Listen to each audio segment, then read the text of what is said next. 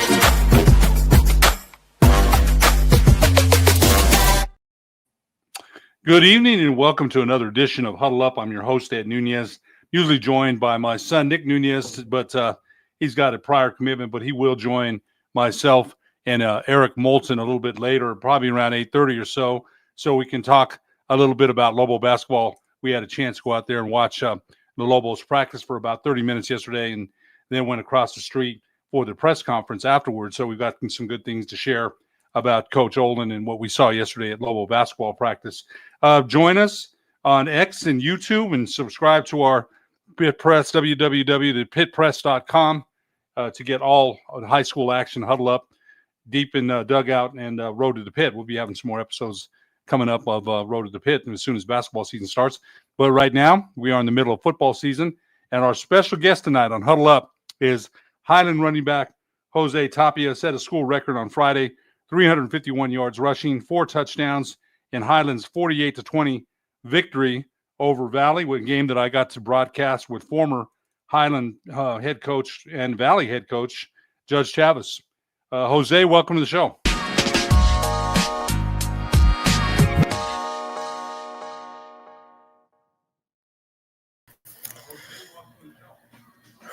Jose, great to have you on, man. Thank you. Breathe, baby. Breathe. You know, we're going to be okay. You know, you and I talked last night, and, Judge Chavez. And the funny thing about Coach Chavez, I don't know if you had a chance to listen to the broadcast or not. Coach Chavez played football at Valley. Okay, so then he coached at Highland for 17 years. So and then he went back to coach at Valley. So yeah, he loves both schools. He really does. And so you have to imagine he's seen a lot of Highland football, a lot of Valley football. But Yes, sir. again, congratulations on your performance on Friday. A school record, 351 yards and 4 touchdowns, including a 78-yard one that you broke away, man. Yes, Tell sir. us, congratulations, welcome to the show. Tell us a little bit about Friday night. I mean, what a great performance. Tell us a little bit about it. Honestly, it started with the line. Like all week in practice, they really just worked hard and like did what they had to do, did their jobs every play, and literally like the day before the game, I go to speed training to like just get faster because speed just helps so much. And I PR'd and I hit 21 miles an hour, and it just like after that, it just like I don't know. I just felt like I was gonna have a game. Like I don't know what it was. Like You know what? I think a lot of it, from where we were looking at, you mentioned the line, and Carnell Platt scored on a 39-yard trap, and Andres Acosta, what a block, man. He pancaked somebody. So you mentioned the line, and for the season, you've got 669 yards. You're averaging 111.5 yards and 7.5 yards per carry, which, is hyped up with those stats against Valley, but still, you earned them. And, talk a little bit about the game plan going in. Coach Lovato, I've known him for a long time, and he's a former Hornet. He played at Highland in 1994 for Coach Judge Chavez. He played there for Coach Chavez. And this isn't the Highland of old. You weren't born, kid. You wouldn't remember. But Highland back in the day had, numbers, man. They had kids from the base, from Four Hills, from Altura. I think Coach Lovato has done a great job with the personnel he's had and making the best use of it. Talk a little bit about, because I think Valley expected you guys to go unbalanced. They had apparently practiced for that. But talk about the game plan going in, because it's straight 500 yards rushing for Highland, 500. And George Salzano threw 2 touchdowns. He's really coming into his own. He really is. Naked bootleg, 2 touchdown passes, including one at the end of the half that I thought broke Valley spirit. But talk to us a little bit about the game plan going in against Valley. The game plan, it was just like we knew Valley was like very traditional on like how they line up. So it was just we're trying to like exploit that and have them line up how they like to, and just set them up like how we wanted them to. Like we made them go where we wanted them to, and it just helped out so much with like everyone doing their job right, and just like key blocks just helped out. You really I think you always say in a running game, you want to win on first down. You want to win and make second down manageable. And you were in second and short. You popped a couple, man, big ones, chunk plays, explosive plays. And I think that helps an offense. And you really had Valley. We said this on the broadcast. You had Valley on their heels really from the opening drive, because when a team can run like that, they didn't load the box till later in the game. And I thought they'd load the box and try to make you pass a little bit. And you went Wildcat too.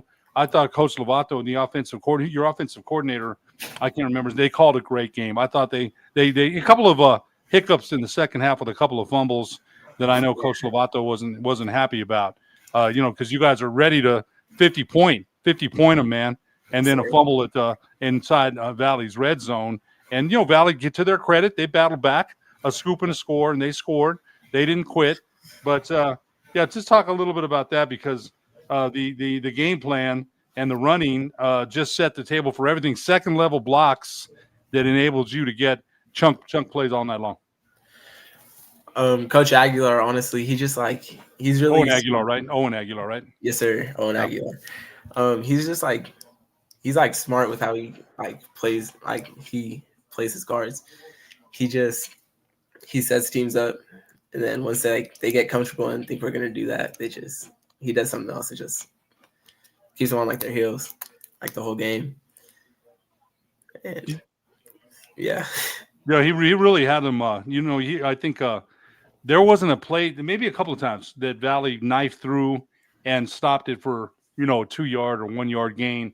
But pretty much the first half was controlled by Highland. The first quarter, I thought the tempo was set early in the game that you guys, and again, defenses, you have to stop the run. It's coming. And Valley had practiced for unbalanced, right? According to Coach Chavez was out there at practice, and he said they had prepared for an unbalanced line. And I think Coach Aguilar must have said, hey, we're not going to give them that. You guys went double tight. You went wildcat. But whatever you did, I thought your right guard, your tackles, a couple of penalties, a couple of motion penalties. But I thought the discipline as far as the offensive attack was just 500 yards rushing, man. Again, remember, you weren't born, kid, but Highland is a running back school, man. And you played with Amiri Mumba last year. Yes, sir. And that guy might be – I saw him throw down one kid with one arm last year, man. That kid is and when I heard that he lost the wrestling, and I guess they said the kid from West Las Vegas took his legs because, Amiri is so strong. Yes, and he's at Eastern New Mexico now. What did that mean to you? Remember, I'm telling you, you don't know because you're young, but Highlands records, it's a running back, mecca, man. And so breaking that record there, 351 yards, including Miri had 300-yard games, I believe. What does that mean to you in being in that kind of company? It means a lot, honestly. Like, it doesn't feel real. It just hasn't really set in what I've actually done. And it's just crazy to think about. What was it like at school, man? And after the game, you're the man, right? Everybody's like, hey, 351 yards, and it's a team effort, right? Because the guys up front, you got to let them know, hey, thank you. And you said it in the paper. I read the paper. Yes, you said my guys up front did the job. Yeah. I want to give them credit. But what was it like? When you let me tell you something, kid. I don't know that when that record will be broke. Your records are made to be broke, right? Now, Amiri might have thought, hey, I've got this record at Highland, and it's not going to be broken for. And I don't think, to be honest with you, though, you saw our interview with Amiri. I don't think he could care less about any record. Seriously, he plays hard, but that doesn't mean anything to him, man. I don't think it does. But who would have thought that Amiri's record would have been broken the next season, man? What are your thoughts on that? Honestly, it's just crazy because even last year when he set the record, I was just like, that's crazy. I don't think it's going to be broken for a long time. And then it's just, I have to give credit to the line again. They did their jobs and helped me. You broke some big ones, man. You did. You broke some big ones. And, I want to go over your schedule here a little bit. And I want to talk to you about Coach Lovato because I think Coach Lovato has built a program here. You've only got 3 games left. It's hard to believe the season's almost over. It's crazy. Miyamura, Belen, and then Capital one at a time. And Highlands in the hunt for a playoff berth and, went to the quarterfinals last year. I think Coach Lovato has done a great job. A win against Manzano. I broadcast that game. I thought that was going to overtime, and you got a touchdown pass from Salzano. I thought that was going – and I said it. We're going to overtime, man. 4th and 8. Yes, sir. 22 seconds left, man. And you catch a touchdown pass. So you've been split out wide. You've gone Wildcat. Talk a little to us a little bit about I'm telling you, when I came out of the box on that one, I was like, this one's going to OT. And you beat Manzano, highly regarded. They just lost last week to Chaparral. They had won 4 in a row. But talk to us a little bit about that last play, which really had me jumping out of the booth. I thought we were going to OT, man. Tell us a little bit about that play. It was just I can't really remember Manzano, honestly, but I just remember Coach, he trusted in my abilities and he knew what I could do. And because last year when Amiri was still playing, they had me out at slot receiver. And a lot of the time, I was the one running the routes, getting the ball and stuff. So he knew what I could do, and he just trusted the play because we run it a lot in 7-on-7s over the summer. And he knew it would work, and yeah. That was a big win. That was a big win because, Coach Lovato had told me he thought Manzano, Steven Johnston, the Manzano coach, thought his team would be one of the top 4 teams in the class. And, they lost to you and then won 4 straight and then lost to Chaparral last week. You lose to Bernalillo in a close one, 14-8 in overtime. You beat Taos 26-20. Lose to Los Alamos, who's highly regarded, 13-0. Beat Rio Grande, beat Valley. What do you think Highland is? You got Miyamura, Berlin, and those are key games and all winnable games, man. Every one of them is winnable, right? But what do you think Highland is as far as the season and quest for the playoffs and everything's still in play here? What do you think Highland's at? Honestly, I feel like we're underdogs right now, but I feel like we're gonna win out, go 8-2, and just go to the playoffs and have a good run. Just work and stay working hard like we've been doing. I got to ask you this though. Do you think that after last week, your name's okay? People know, man. Okay, so defensive coordinators are going to have you in mind. This kid rushed for 351 yards. It's a Highland record. He got 4 touchdowns against us. So you're going to be the focus of their game plan. Yes, now, sir. William Manchando was a little banged up on Friday night. Yes, sir. And that kid can go, man. That kid, he probably would have had 3 touchdowns on Friday. Nothing against you. You may not have got that record because they're going to, split the carries, right? Yeah. Now, he got a couple. He got about 2 carries. That kid can run, man. He's only a sophomore. He can run between the tackles, and he's got 435 yards, and he averages 7.7 a carry. Now, is he good to go Friday? Yes, sir. Okay, so you got the 2-headed beast back, man. Yes, so sir. They won't be able to just key on you, and then Carnell Platt, don't sleep on him either. Exactly. And then Andres Acosta, I like him too. I mean, Jasper Groves. I think there's a lot of weapons in that running game. Yes, sir. And then, again, a developing young quarterback in George Salzano, only a sophomore. Those touchdown passes have to give him a lot more confidence. So I don't know that after the game on Friday, and the only losses you have, to Los Alamos and then Bernalillo, very close one, 14-8 in overtime, very physical game. So I don't know that people are going to sleep on Highland anymore because it's a rushing attack that if you don't take care of business here, man, it's averaging 255.8 yards a game and you're averaging 5.8 yards a carry. So I'm sure you have confidence in your offensive line, Owen Aguilar, your offensive coordinator, and Coach Lovato to get that game plan done. And when you get the ball, take it to the house, man. That's your job. Take it to the house. Yes, sir.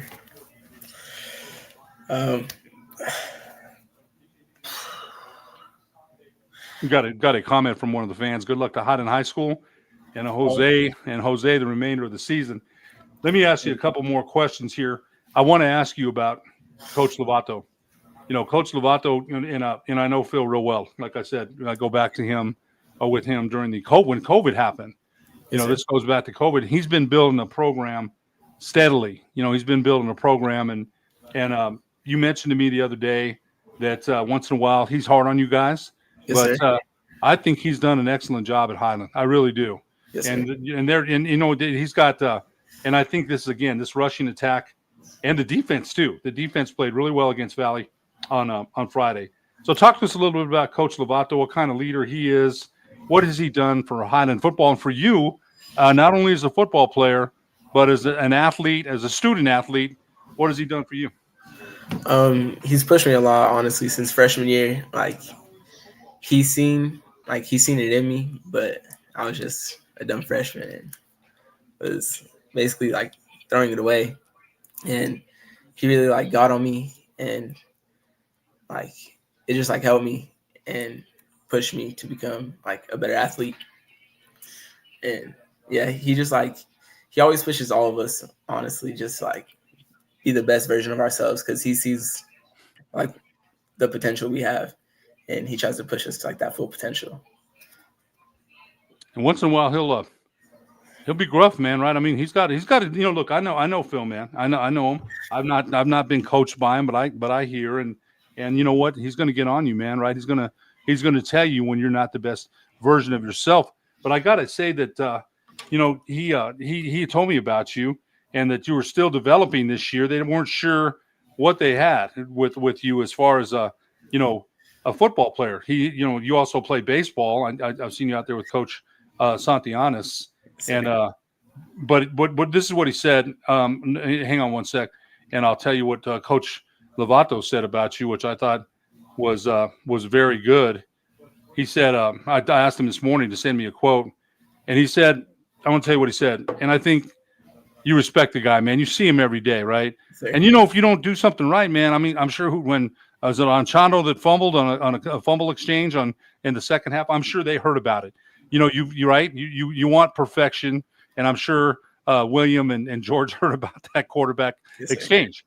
So, Coach Lovato, he's a kid that shows up every day trying to be better than the last day, whether it's football, school, or being a son. He takes criticism and works to get better.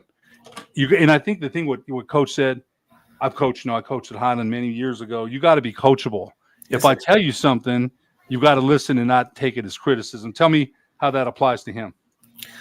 It's just Coach Lovato's Coach Lovato. He's always gonna yell. He's always gonna be hard on you. So it's just you have to learn to accept who he is and just take the criticism and learn from it and just stay getting better every day. I think you guys have, have really done that because that loss, that win against Taos, that loss against Los Alamos, again, they're highly regarded, man. And you had to go up there, right, and play them up there. And I think they beat you in the playoffs last year. So they're a good team, but that's a team that, again, you only lost 13-0. You won 3 of your last 4 after losing the tough one to Bernalillo. And you've definitely got some winnable games on the schedule. And how does it feel to you, though, good job, Jose. I'm proud of you from Big Justice. Who's that? That's one of the 8th graders. That's my dog. All right. Yes, sir. You know what? Let me tell you something, kid. Just so you know, Big Justice, whoever, I like that. I don't know who this kid is, man, right? But they look up to you, man, yes, right? Sir. They're out there watching you and saying, that's my dog, right? That's my dog. So when you succeed, they succeed too, man. They yes, feel, sir. And so they look up to you. And you know what Big Justice says? I want to go put up on a Highland football uniform. So that helps Coach Lovato, helps yes, the whole program, right? And yes, Phil's been there for a minute now, man. Coach has been there for a minute, not an old guy at all. He puts in a lot of work. It's a lot of work. It's a lot of work. I want to talk to you. And we're gonna wrap this up. You know what, kid? I know you're a little nervous, man. Just really, you're doing a great job, man. It's great to have you on here. But you've also done football and wrestling and baseball for 12 years. I really like Coach Santianes a lot. I really do. He's cool. Yeah, you know what? He's a great coach and an even better person. You started powerlifting, and you currently have a 3.57 GPA, which I think is, you got to have the grades, right? You got to have the grades. You'd like to spend time with your family, go to workouts to get faster. And you said you went to speed workouts, and boom, baby, you hit your fastest on Friday. So they do work, right? Workouts work. But I wanted to ask you, talk to us about your other activities, the wrestling and baseball and powerlifting. Tell us about that. Wrestling, it's pretty good, honestly. It's just sometimes I don't make the smartest decisions and I eat when I'm not supposed to. And then I have to cut like the day before, and then I'm weak for like the tournaments. So it's a little iffy. And then baseball or powerlifting, I'll go to powerlifting first.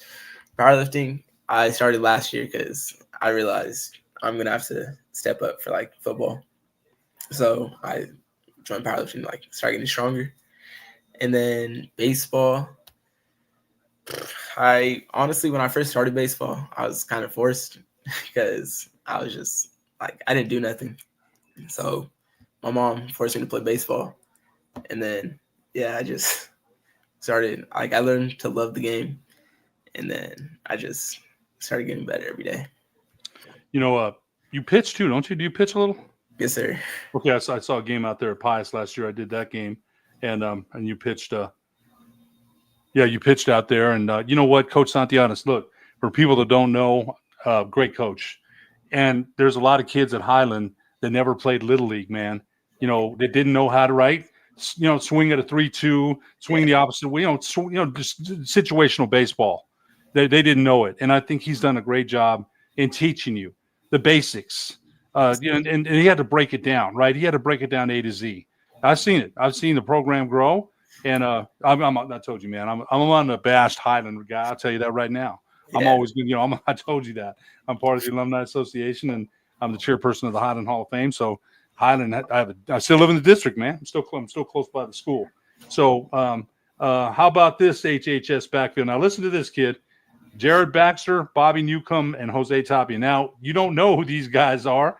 Look up Jared Baxter. He played in the pros, kid. He played for UNM and in the pros. And Bobby Newcomb played for Nebraska and played for the Arizona Cardinals in the Canadian Football League. So they're mentioning your name with them dudes, man. So, you know, at least for one night, you gotta drink it up, man, right? You gotta that's the highest compliment that you can take. And again, when I told you that Highland is running back it's at the high school, but it's running back man. Back in the day, they used to run the Delaware Wing T. Coach Lovato ran some portions of that. So Coach Lovato believes in running the football, right? Yes, sir. Oh man, you got 500 yards, set the line of scrimmage. You did that on Friday night, and just a great performance once again. 351 yards, 4 touchdowns. Jose, we're going to wrap it up here. But you've been great, man. I know you were kind of busy or kind of nervous. And we talked a little bit last night, and you've done a great job. But I want to ask you, what are your goals for the rest of the football season and your wrestling, powerlifting, baseball? And it's you're a senior, and it's already like 3 games left, and it's gone so quick. I bet you look back and you're like, man, right? What are your and then your grades? What are your goals for the rest of the season? For football first, what are your goals there? So for football, my goal is just to help the team make it to the playoffs, lead the team to the playoffs, and try to beat my record, honestly. Just stay getting better and just get better every day. What about the rest of the sports here? You got goals for wrestling or powerlifting, or same thing, just get better in baseball? Wrestling and powerlifting, I want to make to state and place in state at least, but we're going to go for gold. And then baseball, just help the team get better and lead them. Yeah, that's I think the leadership you showed on Friday, and you got a lot of great leaders on that team, but I think when you set an example like that, and again, the offensive line, you don't get 1 yard without them. You know, they did a great job of opening up some holes for you. Do you have any idea yet where you might want to go to college? Do you have any idea? Do you want to play football, or do you want to play sports in college? Yeah, I'd love to play sports in college, but I really don't know where yet. I haven't really put too much thought into it.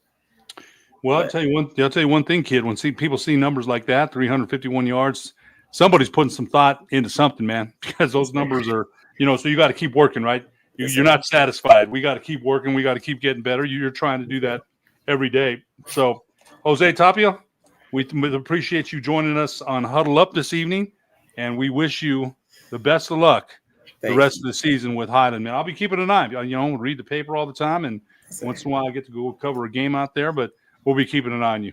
Yes, sir. Thank you. You bet. Thanks so much for joining us. We'll be back after a commercial break with Eric Moulton and Nick Nunez on the Pit Press Live.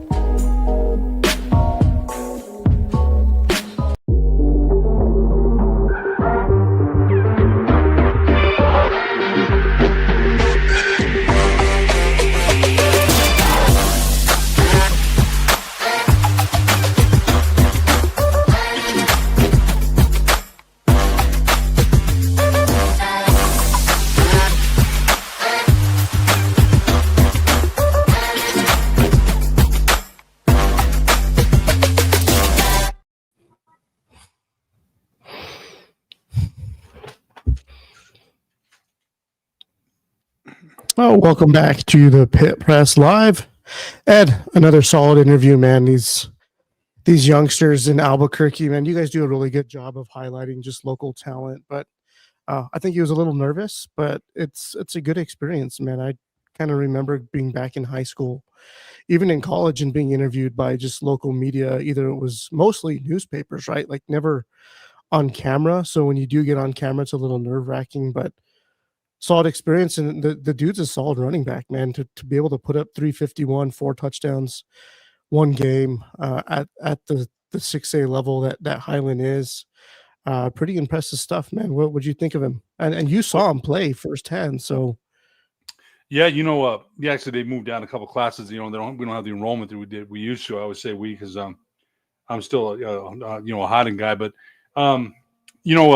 it's the second time I've seen him play this year. The first time against Manzano, it's 12-12 with 22 seconds left in Highlands at the Manzano 22, and I'm like, okay, we're going to overtime, man. We're going to OT, and the quarterback George Salzano hits him with a slant touchdown, and I'm like, dang, okay, so he scored a winning touchdown there, and now I got to tell you this. I think I told you back in the day, Bill Gentry, the legendary Highland coach, ran the double Delaware offense, double wing, and they had the running backs, man.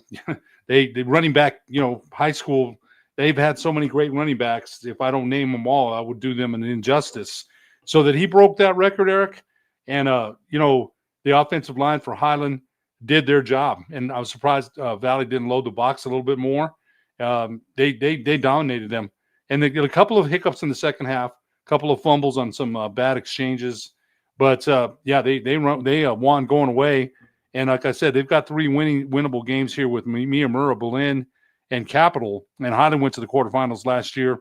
It'd be tough for them to win a championship. I don't know that they have the personnel to beat some of the top teams in that class. It'd be tough, but I think Phil Lovato, the head coach over there, has done a very good job with the personnel that he has. As I mentioned back in the day, they had kids from the base, Altura, Fort Hills. They were loaded. And then, they changed districts. Highland's not the school that it used to be. So I think Coach Lovato has done a very good job with the personnel he has. And I got to say about Jose, I think he's just developing into the very solid athlete. He's been maybe good, but now he's being looked at maybe by colleges, maybe some small colleges. I don't know what position. He's kind of tall. I don't know if he'd be a running back or not. He plays receiver too, and he plays baseball and he wrestles. So I thought it was a great effort, especially by the offensive line on Friday. So I thought, again, doing it with Coach Judge Chavez, Eric. He used to coach a Valley guy, graduated from Valley, then coached at Cibola, coached at Highland, and then went to coach at Valley. So Judge knows both programs pretty well. And we had a really good time. We really did. It was a lot of fun calling that game. Man, when you can hit 21 miles an hour and hit a PR right before your game, man, I think if you can run like that, especially on the football field, I'm sure there's a lot of schools out there, either whether it be like a JUCO, a D2, D3. I'm sure there's some schools out there will find a roster spot for you. So I think he's kind of a humble kid.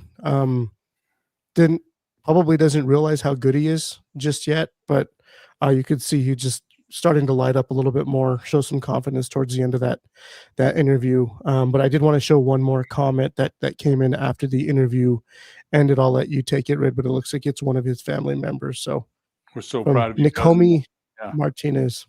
Go ahead, Red. We're so proud of you, cousin Love from Whittier, California, cousin Nakomi, Uncle Rigo, and Aunt Fiona. And I got to say, I think you're right. That's family of Jose Tapia, and you're right. Whenever you're that young, and you're interviewed on, and I talked to him last night, and I said, "Hey, kid, relax. Go watch Amiri Mumba." We showed him the Amiri Mumba interview from last year, and he's just. I think you're right. First time he's been on camera, and I think he relaxed a little bit more as the interview went on. Yep. All right. Well, we got Nick joining us. Nick, good evening, man. How's it going? What's going on, Eric? Dad, nice to see you both. Dad, great job with Jose Tapia. I caught a little bit of the interview.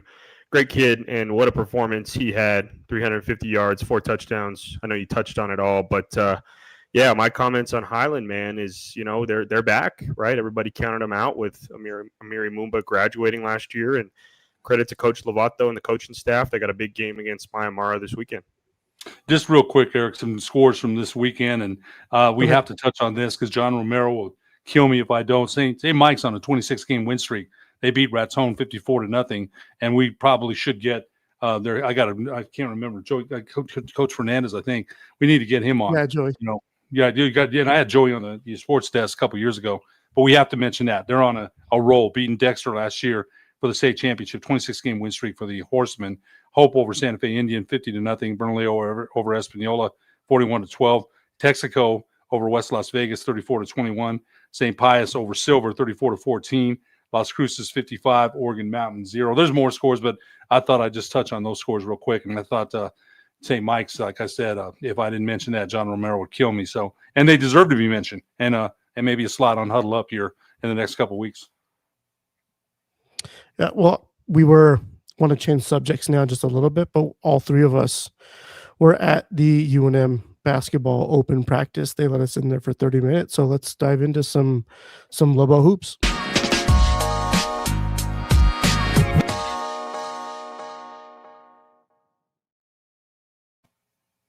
Ed, wanted to put you back on the spot, but we were at Avalo Center yesterday watching Eric Olin kind of control and command the practice yesterday. They also had some assistant coaches stepping in, but it looked like they kind of run a bunch of offensive execution, no really defensive exercises, but Nick had a nice write-up today just kind of covering how practice rolled out yesterday, and he alluded to them kind of running offense with a ghost defense.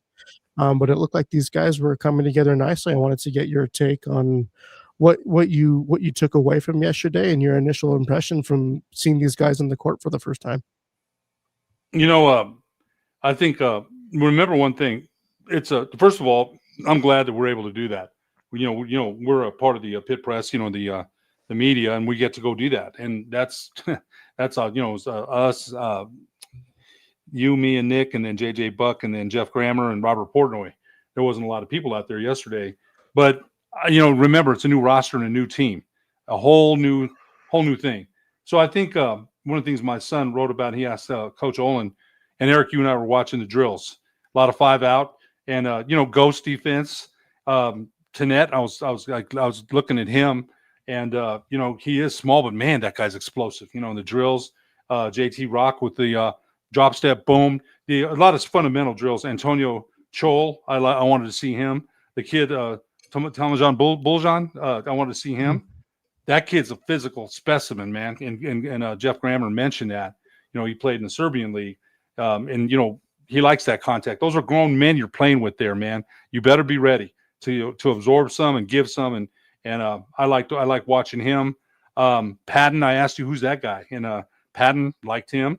I was excited to see what we saw. And I think one of the things, and I'll turn this over to Nick. I don't want to go on and on about it, but you and I saw, Eric, you mentioned this, coming off cuts, catch, ready to shoot, triple threat position, very fundamental. The no point guard. They're going to push up the floor they're going to trust their ball handlers to get into the offense. A lot of read and react. Pick, boom, pick, roll, read and react. Look up. And people space. They're going to space the floor. They're going to shoot a lot of threes. We saw that at the end of practice. They had 3-point shooting on one end and then 3-point shooting on the other. Everyone on the team better be able to shoot threes. Coach Olin had said they're going to shoot a lot of them. So that was my initial impressions. I like the energy. So yeah, I enjoyed it. I enjoyed my time out there. Nick, you were on the court for most of the time. What was your initial impression? Yeah, just a lot of fundamental drills. Like my dad said, Steve Kirkland, the SID, had mentioned we didn't get to see the 5-on-5 portion of the practice. But one thing that stood out to me was just a lot of energy in the gym. Coach Olin talks about the foundational concepts for what he wants his team to look like. And if you look at the drills that they were running while we got to observe, attacking the basket. That's something that's pretty simple for basketball across all levels, whether it's elementary, high school, college, the pros. And these guys are simply just attacking the basket and finishing with contact. And that's part of Eric Olin's offense that he wants. He wants guys attacking the rim, moving without the ball, and getting a good shot. So that's what they started out with. Second drill we saw, Eric, and you and I were on the same side of the court for part of this, was kind of a three-man offensive drill where it was drive and kick, relocate. Again, a lot of passing, a lot of cutting, a lot of moving without the ball, but they finished the drill with three guys shooting a three-point shot. And then the five-out offense that we talked about, it was two different teams of five getting up and down the floor for 3 possessions at a time. And they just ran a bunch of different actions. I don't think we can expect this Lobo basketball team to run set plays.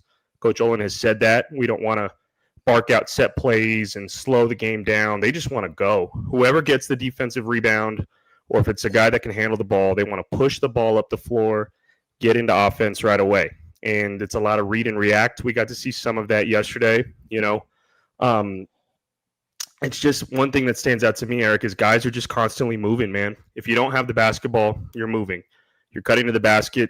You're relocating on the perimeter to put yourself in a good position for a good passing angle for a shot. And that's what we saw with that 5-out ghost offense that they were doing. So Coach Olin talked about it a little bit when we had some media availability. He said we value skill sets more so than we do positions. We want playmaking on the floor. I don't think Lobo fans should expect to see. It's not going to just be Dayton Albury, Uriah Tenet, Luke Hopps bringing the ball down the floor every single time. You're going to see Jake Hall doing it. You're going to see Kevin Patton Jr. doing it. You're going to see Chris Howell doing it. Whoever gets the defensive rebound, they're going to find the first guy that can handle the ball, or they'll take it themselves, and they're just going to play really fast, man. So I thought we got a good glimpse of what that's going to look like. And I was just really grateful to Coach Olin for letting us see some practice, man. Yeah, no, absolutely. I think from my perspective, I think you covered a lot of it, Nick. Mostly you and I agree on a lot of this stuff, but I mean, from my perspective, when I played, I was very much a shooter, right? But what I was following the shooters yesterday, it was the drill they were running was they were basically taking a rebound off the backboard, and whoever ended up with the rebound was kind of the one bringing up the ball in the court. They weren't looking to find a guard to kind of set up the offense, which was very much like what they ran last year. Get the ball to Dent, let him run that high pick and roll, either find a cutter or just kind of take it all the way to the basket. But it was much different. I think whoever ended up with the rebound was kind of pushing it up the floor as fast as they could and kind of just initiating that offense. It was the constant movement. There was never really a moment when there was a single person standing on the court waiting for something to happen. There was back cuts happening. There were guys kind of just shuffling down into the corner or kind of moving up the perimeter, just waiting for the ball. And the thing with me being a shooter, what I was noticing was a lot of the shooters were the ones actually setting the screens at the top of the lane.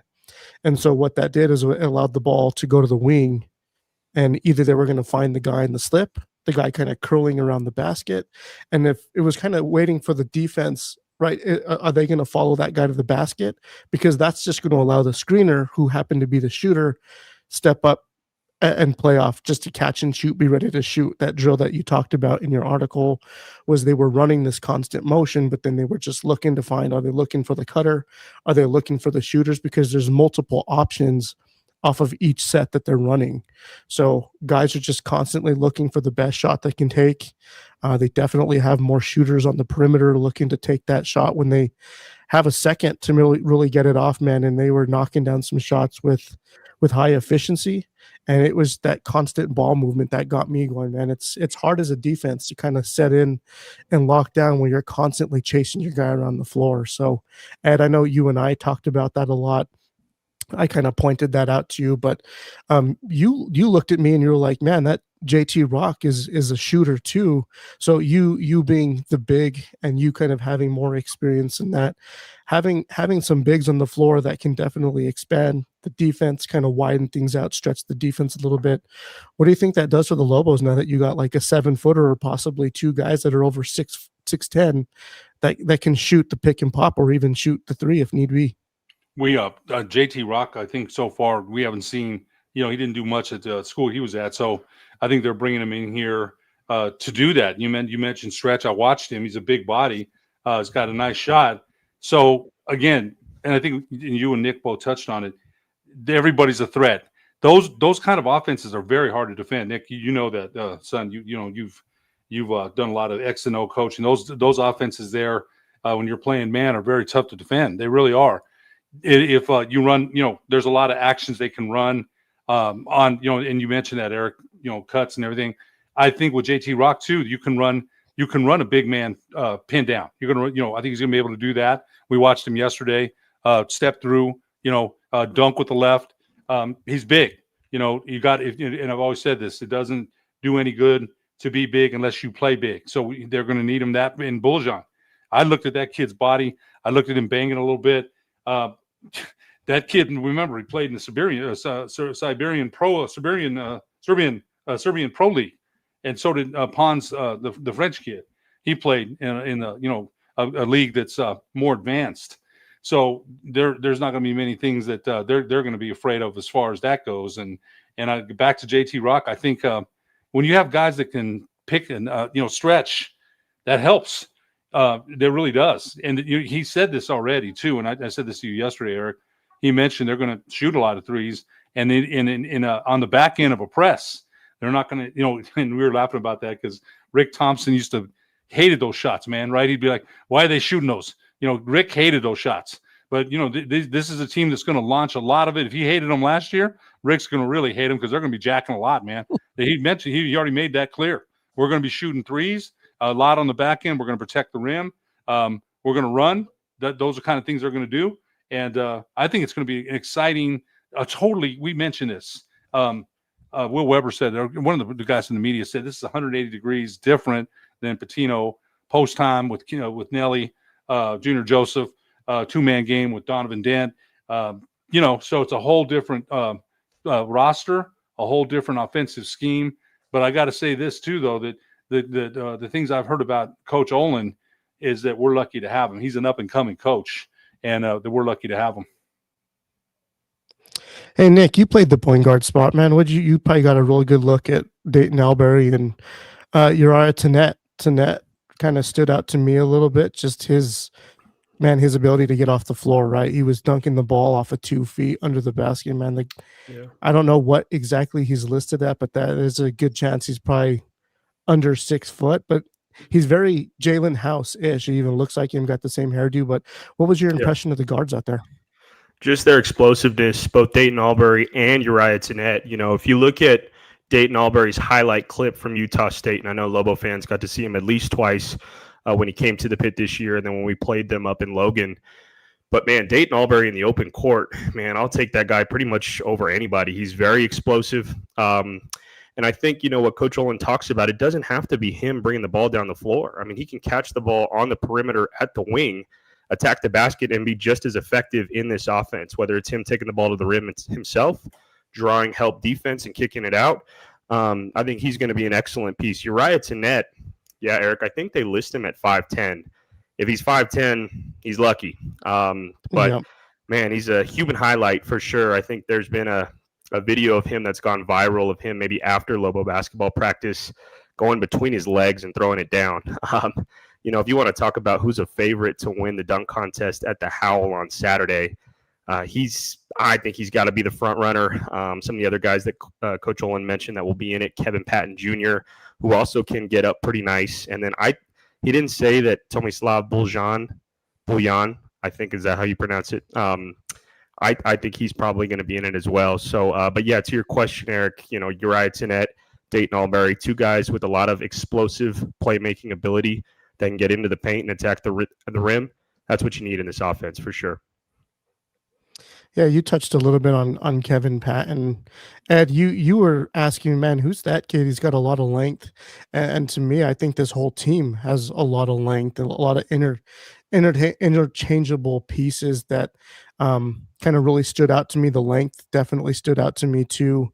But there's a question that was posed, and I want to hand it over to Ed, and then maybe we can kind of all answer it. But any predictions, initial reactions on who the Lobo starters might be? Ed, maybe a tough one to put you on the spot, but were there any individuals out there that kind of stood out to you as maybe being a potential starting 5 member? Albury is the starter for sure. There's no doubt in my mind he's going to be starter. The rest of them I'd have to look and see Antonio Chol, I would think maybe that's another Yeah. one. I would have to really wait and see to see them. Look, Buljov. How do you say his name? Buljov. I think he's a definitely Bojan, possibility. Yeah, I think there's 3 there. probably Patton too. Yeah, Patton. You know what? And I'll ask you guys later, but I think Albury's that was a huge signing. It really was. That guy at Utah State did a great job with that team, and I think he's going to do great for UNM. So there's 4 there. Now the 5th guy, and I don't know if Nick, you asked Coach Olin that at the press conference yesterday, or somebody did, who the starters were, and he's playing, he's kind of playing things a little close to the vest, man, and but yeah, I think those 4 players right there are definitely candidates, to start. But I got to say this too, Tameo that Pons might get some run too. yeah, and He's got some good length to him, and he's a good shooter. Luke Hopp might be another one. Nick, you had a good article on him too. He's got a ton of experience, older player. Sorry, Ed, I didn't mean to interrupt you. No, go ahead, son. Yeah. Well, you think about the guys with the most experience, Dayton Albury, like you guys mentioned. Luke Hopt comes over from Division II, Point Loma Linda College. And then one guy we haven't mentioned is Tajavis Miller, the 6th-man player of the year in the Summit League, coming over from North Dakota. He looked really nice in practice yesterday. So, and then another guy that we haven't mentioned yet today is Chris Howell, who came over from UCSD. Older brother Mikey Howell is on the coaching staff. He's the only Lobo basketball player that the media has gotten to talk to at this point. And Eric, I do want to touch a little bit on that here in a minute. But as far as the starting lineup, I mean, this is just me spitballing. I certainly reserve the right to amend this as we get closer to the season. But I would say JT Rock is a safe bet. I would say Chris Howell, given his experience with Eric Olin's schemes, is a safe bet. So there's 2. Dad, I'll agree with you. I think Dayton Albury's likely in the starting lineup. There's 3. The question for me is, does Tomislav Buljan start with JT Rock? Those 2 complement each other pretty well. I think they could be a liability with perimeter defense, though. If you put the 2 of those guys and somebody has to guard somebody that's good on the wing, I just don't know if you can start those 2 guys together. I'm not saying they couldn't play on the floor together in some lineups, but I'm going to say Buljan comes off the bench. So I got Albury, Howell, JT Rock. I think Tajavis Miller is going to find himself in the starting lineup, given his experience. And then I really like Antonio Chol. A lot of hype surrounding him coming over from Garden City Community College. So that's my prediction, man. Howell, Chol, JT Rock, Dayton Albury, Tajavis Miller. Oh, I like it. I like it a lot. I think they got plenty of options, man, and they're all interchangeable. And I think that a lot of these guys are probably going to get some run. It's not going to be so top heavy like it's been in years past either. So there's a comment for you, Ed, from your boy John Romero. Yeah, I can't go there anyway. I'll be in Silver City, but I think we've talked a lot about the offense, what they're going to be running. I think the question too is defensively. What are they going to, how they? He's talked a lot about their offensive system, which Nick and Eric, you guys are basketball gurus, X's and O guys, and I think we're interested in that. But defensively, I kind of they got length. We mentioned Chol and Rock and Buljan. I got to get his name right. So I wonder defensively what they're going to do. They're going to press a little bit, man to man, or they're going to match up zone. What are they going to do there? Because we talked about them offensively, and I think it's exciting because again, it's a totally different system and a whole new coaching staff. And Nick, I think you're right about Chris Howell. He knows Coach Olin's system, and you trust a guy like that because he a coach on the floor, another coach on the floor. His brother's a coach, and Chris knows where people should be. He knows the system. So I think that's a very good possibility too. I'll get more familiar with the players once I see them more, but I think I'm kind of interested in defensively what are they going to do. We were talking about the offense, and we got a little peek at it yesterday, but I'm kind of interested defensively to see what they're going to do as well. I'll add to that, Eric, if I can. Just looking at some stats from an article that we put out on the Pit Press Plus. And looking at UCSD's numbers last year, they finished first in the Big Sky Conference in steals per game with 9.9. That's nearly 10. They forced 15.91 turnovers per game, which was 8th best in all of NCAA Division I. So they like to play fast on defense as well. Not going to keep running with the narrative that this team doesn't have enough size. I think we're past that. This team is past the eye test, and we'll see what they look like. But they want to really generate a lot of turnovers and play fast on defense. Coach Olin did run some matchup zone last year with UCSD. Sometimes it was hard for people to tell, is it a matchup zone? Is it a really active man-to-man? So I think we'll probably see a similar type defense like that, Eric, especially given their size. Again, I don't want to run with that narrative, but they got one guy over 7 feet. They're not real deep at the post position. So I would imagine that they're going to run some man, some matchup zone. They'll probably press a little bit as well, try to get the game up and down. But I think they want to play fast, man. They want to play fast on defense. They want to play fast on offense. So I expect to see that kind of style from the Lobos. Yeah, and I'd imagine as we get closer to basketball season, the practices will start to open up a little bit more for us to kind of take a closer look. I'm interested to see that the 5-on-5 action more so than just some of the drills. I know we're not going to get to see the 5-on-5 at the Lobo Howell this year. I think it's something that they just don't want to do. They're just going to go through the skill show or the skills competition, the dunk contest, and the 3-point contest. But I do want to change gears maybe to one last topic, Nick, something that you have been, I would say, somewhat plugged into. I'm not going to say that you're committing all your time to understanding it, but the whole legal battle with the Mountain West Conference and the Pac-12, there was some news that came out yesterday and still being talked about a lot today with all the Twitter lawyers out there kind of giving their run in, and it's very one-sided depending on which side you talk to, right? I think all the Pac-12 fans are talking about that this kind of puts the Pac-12 in a much better position in terms of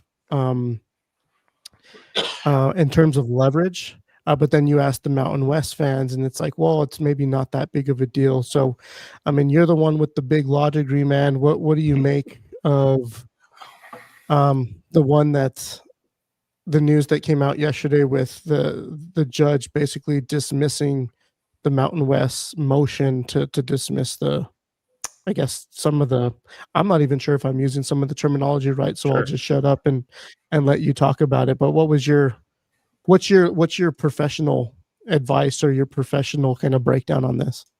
Sure, man. Yeah, I'll be straight up and honest. I haven't followed the Pac-12 Mountain West lawsuit as closely as I followed the House settlement. I know generally what it's about. It's an antitrust lawsuit under the Sherman Act. It's a federal statute, and it's filed in federal court pending in a federal district court in California. What happened today, or yesterday, I guess, is a judge entered an order denying the Mountain West Conference's motion to dismiss.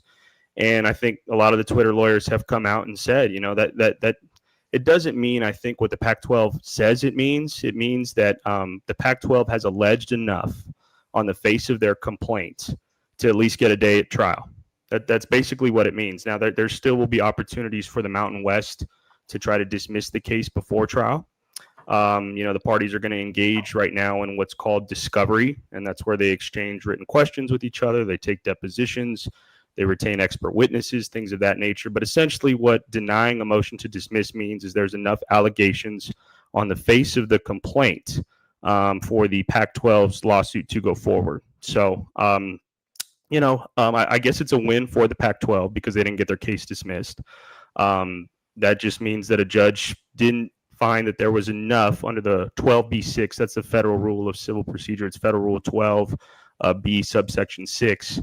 That there were enough facts completed in the complaint to move forward to trial. So that's all that means, Eric. It's not the judge making a decision one way or the other. It's not the judge saying, well, I think the Pac-12 is gonna win this case. No, that's not what it means.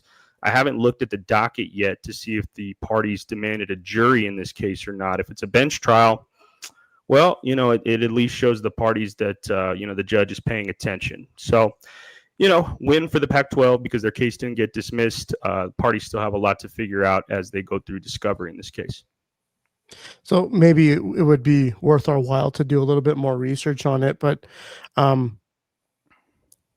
you think that this could potentially be headed towards more of like a settlement? That this kind of buys the Pac-12 a little bit more time to get that settlement brought down a little bit more, so they're kind of agreeing more to like a 50% of what they owed the Mountain West in terms of those poaching fees. I mean, Yeah. that to me, that seems kind of like where it might be headed. Everything that I'm reading, is that a fair assessment on my part? Yeah, definitely, man. I mean, settlements and mediations, things like that are a lot less expensive than trial. It's better to try to get those done as early as you possibly can, so you don't spend a bunch of money litigating the case with expert witnesses and things like that. This is an antitrust case, and full disclosure, I've never litigated an antitrust case in my life. I've read a lot about it because the House settlement involved the same statutory scheme per se, or the same law. But yeah, man, it's an antitrust case, so it gets real messy. It's all about competition. I think the Pac-12's theory in the case is that, they really didn't have anywhere else to go, right? When they entered into that scheduling agreement with the Mountain West, it was a 2-team conference, Washington State, Oregon State. They were desperate. I mean, bottom line, I think even members of the Pac-12 would admit that those two schools were desperate at the time. They needed to fill their schedule out, and they did. And in that scheduling agreement were some of these clauses, which basically said, if you poach teams, well, you're going to have to pay a bunch of money. There's also another lawsuit. I think it's separate from that litigation in federal court. There's another lawsuit, I want to say, that's filed in Colorado. I forgot who the named parties are. I want to say Boise State's a named party, and I think there's at least one other school. And that's about the exit fees from the Mountain West bylaws. So just kind of two separate sets of facts, so to speak. One involves the scheduling agreement with the Mountain West and the 2 Pac-12 schools, and one involves the exit fees under the bylaws. At the end of the day, millions of dollars on the line. And Eric, I think you hit the nail on the head. It would probably be in the interest of both parties to settle the case for a reduced amount of exit fees and reduced amount of penalties under the scheduling agreement. So I think that's probably where the parties are going to try to do next. Now, how long does something like this take to draw out to? Because I mean, essentially, it's buying more time for the Pac-12 to put together more information for an argument. It's by allowing the Mountain West to put more pieces together to argue their case too. Now, is this something that you think could probably get resolved before the end of the year, or does this draw out longer than that? Like, I mean, there's really not a timeline that's been expressed or even explained to anybody. And yeah. I mean, we're going as far as the news is released. So sure. In your experience, do you have any idea how long this could be? Well, one thing that I forgot to mention, Eric, is that the parties have already tried to settle this case, right? There was a mediation. I think the parties started mediation in May, I want to say, and then it was by June 15th, I want to say, or July, I can't remember, but sometime this summer, the parties had to inform the judge, either you've settled the case or you haven't settled the case and we're going to move forward with litigation. The parties let the court know that we didn't settle the case. Then they each released a statement, kind of about their position on the litigation. So given that there's already been a mediation, and I think for the most part, both parties know kind of what's on the table. I don't think there's a lot of secrets at this point. The information is known, it's out there. So I don't know. I think the parties may be prepared to litigate. I mean, they're already litigating. The Mountain West filed a motion to dismiss. It was denied by the judge. So the next step is discovery. You're going to see the parties go through this drawn out process, Eric. And I know that's what your question was, is how long is this going to take? I don't think it gets done by the end of the year. We're already in October. And depositions, just so people know, the rules of civil procedure, which will apply to this case. I mean, it takes 30 days. A party gets at least 30 days to answer written questions. They ask for extensions. Written discovery may not be part of this case. They may want to get right into depositions, deposing the people with knowledge, the people from those two schools, parties to the scheduling agreement, people with knowledge of the contract. You got to interpret terms when it comes to interpreting contracts. So, yeah, man, it's going to be a long, drawn-out process. Parties got to engage in discovery. And then I would venture to guess sometime in the next 6 to 10 months, parties wrap up discovery. I think, Mountain West is probably going to try to dismiss the case again on summary judgment. Summary judgment is like a motion to dismiss, but there's got to be no dispute of material fact. I won't get too deep into it, but I think at the end of the day, Eric, it's going to take some time. Yeah, well, I think both sides feel like they're really confident in their arguments against the whole thing. And yeah, I'm just curious to know how it all rolls out and settles.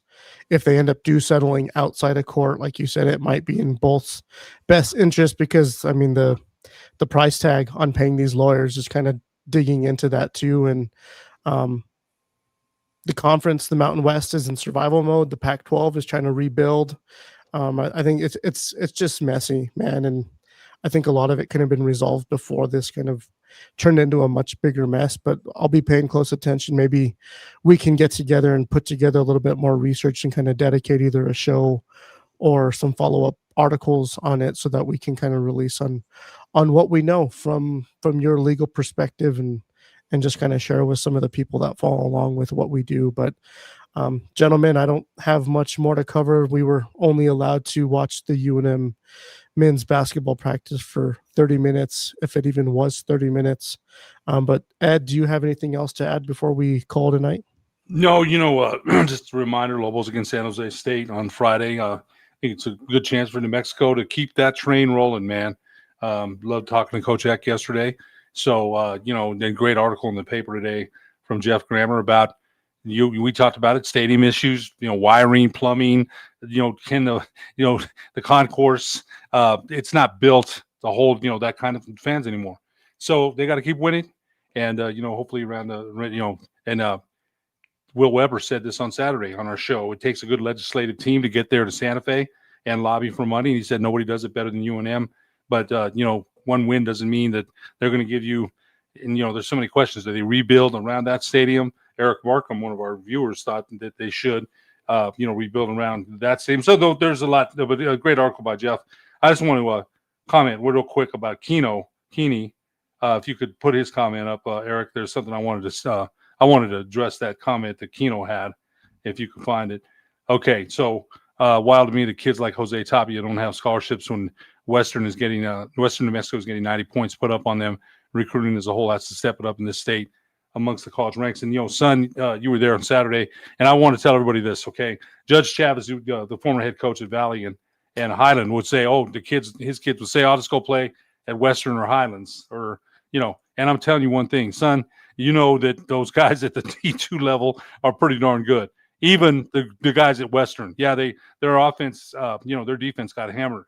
But, Jose Tapia is a good player. But I'm telling you, let me just give you an example. Amiri Mumba had the most yards Highland running back ever had last year. And he went to Eastern, and they sat him out this year. Work on his body a little bit, get stronger. Yeah, so, yeah, he didn't go in there and set the world on fire. Not that he won't next year. I'm just saying I don't want anybody thinking Western or Highlands is just an easy spot. I'll go in there and start. That's not the way it works, even though Western had 90 points put on them. Son, you can speak to that too. You were there. Yeah, just real quick, man. I think it was a tough game for Western New Mexico, but the point of the comment is yeah, man, there's big athletes.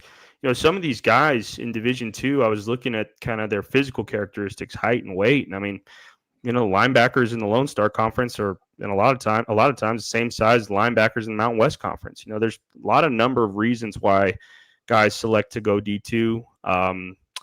For guys in New Mexico, I don't know how many guys off the top of my head, Dad, that Western has that are from New Mexico. I know they got a couple local Silver City kids, Gavin Placencio, and there's a couple others. But it's hard to get a roster spot on a Division II football team. And a tough loss for Western. I think they'll bounce back this weekend against Western Oregon. Yeah, I definitely hope so. But, yeah, I just thought I'd address that, Eric. And, yeah, I just wanted to get that one out there. Yep. Well, I'll wrap it up with this. Ed, you just mentioned it before you went into the Western comment, but we did get a commitment from the Albuquerque Journal's Jeff Grammer to come on our show probably in the next week or so to do more of a deep dive on Lobo basketball. I know that we'll all get a closer look on Saturday for people that are going to plan on attending the Lobo Howl. We'll start having more coverage of the Lobo basketball team, but thanks to Jeff for agreeing to coming on our show, and we'll make sure that we get that promoted ahead of time. So people that like to hear and read what Jeff has to say, he's agreed to come on the show and talk some hoops with us. So definitely looking forward to that. And again, Ed, nice job on getting out or connecting us with more of the local high school talent. There's a bunch of good dudes out there, man. There's a bunch of good girls out there too. I know we Yes. haven't had anyone on from volleyball just yet or anything like that, but I know you guys are slowly kind of building up our network and getting more exposure from some of these local kids, because they definitely deserve the accolades. They definitely deserve the attention. They all each have their own individual story that I feel like needs to be told. And that's kind of what we put this platform together for stuff like that. So kudos to you for staying connected and getting those people on our show. I'm glad that you're highlighting all the local talent. And Nick, it was nice filling in for your spot for the 5-10 minutes of fame that I had on Huddle Up. But I'll leave you guys with that. We'll try to check in later this week. Lobos have a game on Friday night at San Jose State. They're a 2.5 underdog, a 2.5 point underdog, I think, depending on who you ask. A lot of people think the Lobos have a good shot in that one and would take them straight up to win that game. But for the Pit Press Live, for Nick Nunez, Ed Nunez, I'm Eric Moulton. Thanks for watching, guys. Take care.